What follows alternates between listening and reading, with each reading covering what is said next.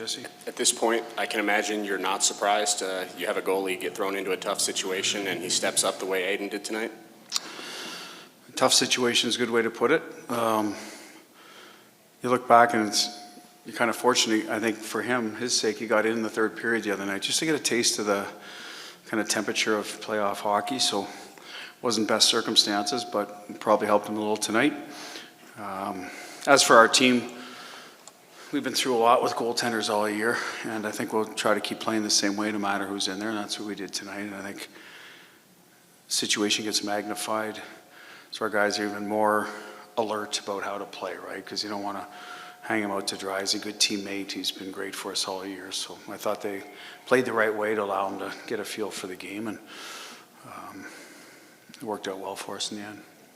Last game you were saying you did not have the puck tonight, felt like you had it a lot more. Where does that start? Like, where does the change start today? Well, we had it below their goal line a lot, right? And we feel that if we have it there and we're moving our feet and supporting one another, we can generate. And it showed tonight. It worked out for us. Doesn't mean it will every night, but that's just an area we feel that worked out well for us in the first game for about half the game. A lot tonight. It's tough for them to go. They got to go 200 feet if they get it from you. That's part of it. You're forcing them to spend a lot of energy defending, which takes away from their offensive energy, and I think we're good at it.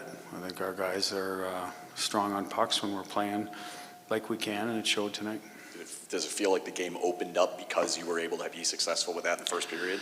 Well, I thought the first 10 minutes the game opened up because they were, exiting the zone quickly, and we gave up some odd man rushes. So, and that's a part of the game we'll look back and say we need to correct that, because those same.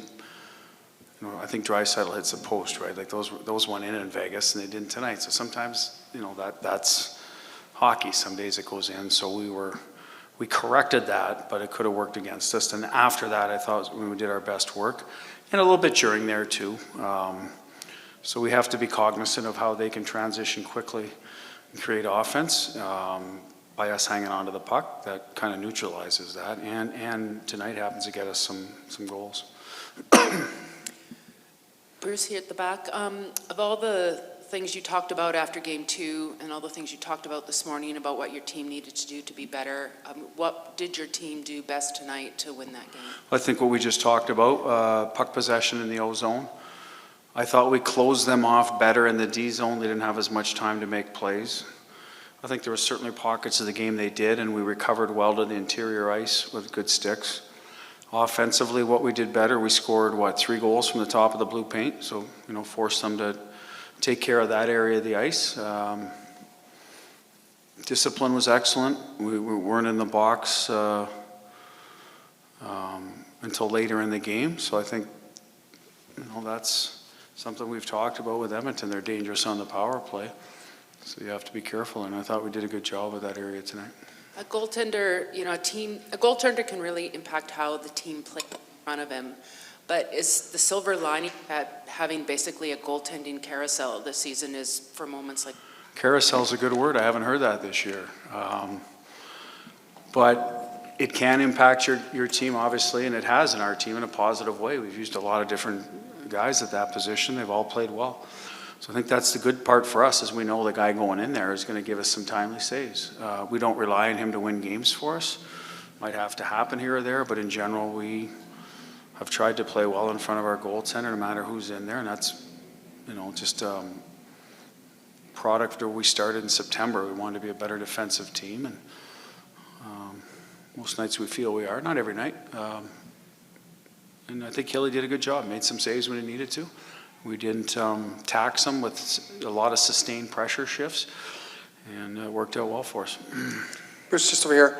Laurent Brossoit was a pretty popular player here when he played junior and when he played with the Oilers here, and you could feel the hush in the crowd when we saw something was obviously wrong. I was just wondering how your bench reacted to that and how you were able to kind of get back to playing when something like that happened. I'll tell you what, as a credit to the Edmonton fans when he left the ice, they gave him, if you're in another city, they might have been throwing beer at him, but I mean, they kind of appreciated his efforts here in the past, probably is what I assume that was for, and sort of carrying round of applause. So I'm sure he appreciated that too. So tough to see him go off the ice like that. Your focus has to shift right back to playing, right? And the guys certainly went in and checked on him after the period and after the game, and we'll see how he does.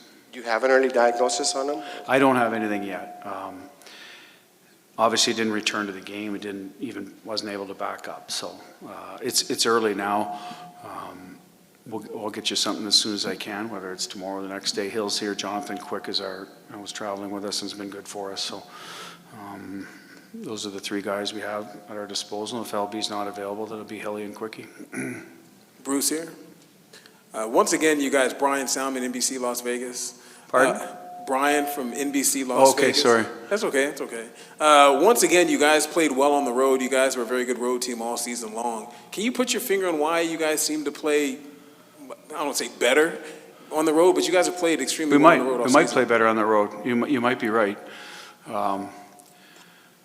I think it's, first of all, we're a veteran group, so noise or whatever it is, hostile crowd environment, whatever, it doesn't bother us. We're not fazed by that. I think we're a four-line hockey team, and on the road, when you don't have last change as a coach, you have to trust whoever's going on the ice because they can match it. I think our guys we've established that from day one, that everybody's going to be able to play against anybody.